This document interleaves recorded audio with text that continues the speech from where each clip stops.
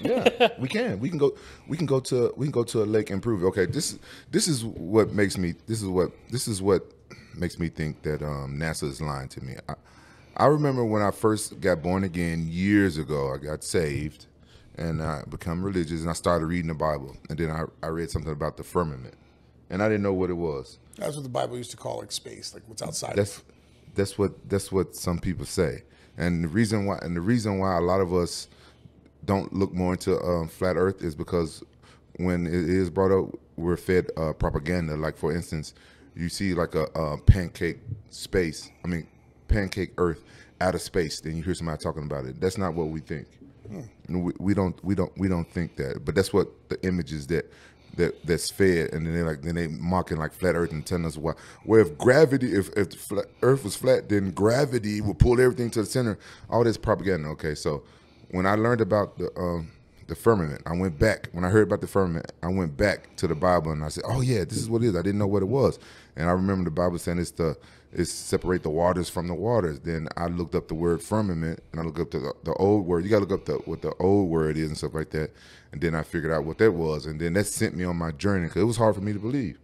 And then I wasn't believing. I was like, it's just all conspiracy until I came across this one video of this guy talking about emergency landings. And this is the one thing that tipped me over to believing the flat Earth, and for a few reasons. I remember this older white lady that was talking about racism in America, and she was talking about how our continent is shaped different. Some continents are bigger than what they put in the maps. So she said they mess with the maps and how thing is, and then this guy was talking about emergency landings.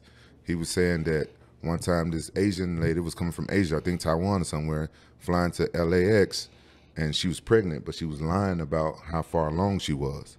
So she got on the plane anyway, and then she started giving birth on the plane. So they had to make an emergency landing from Asia to Alaska. And if you pay attention to where Alaska is on the globe, that is not an emergency landing.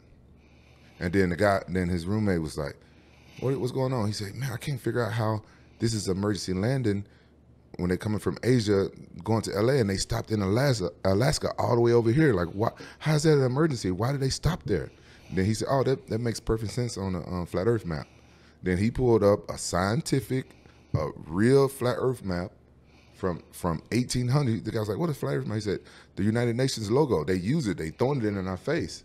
The map that we use is wrong. It's different. They changed it. This is the actual map, and you can look up in the encyclopedias. You can go and check one out. The library. It's a map it says like it's proven.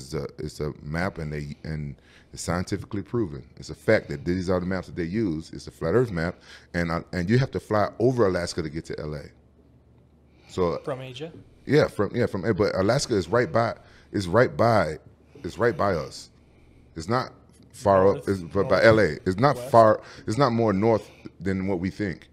So like we've been lied to. So that is an emergency landing. Then I started looking to other emergency landings, and I started looking to like layovers and stuff like that. And a lot of stuff didn't make sense. Why they would fly all the way up here to change, then like the flat Earth map is totally different. Then once you kind of look into the flat Earth map, and then and when you fly across the world, and you know like the layouts and where the stops and stuff, then it kind of make sense. The flat Earth, and that's what took me over the edge, was that the emergency landings thing. Don't waste any more time.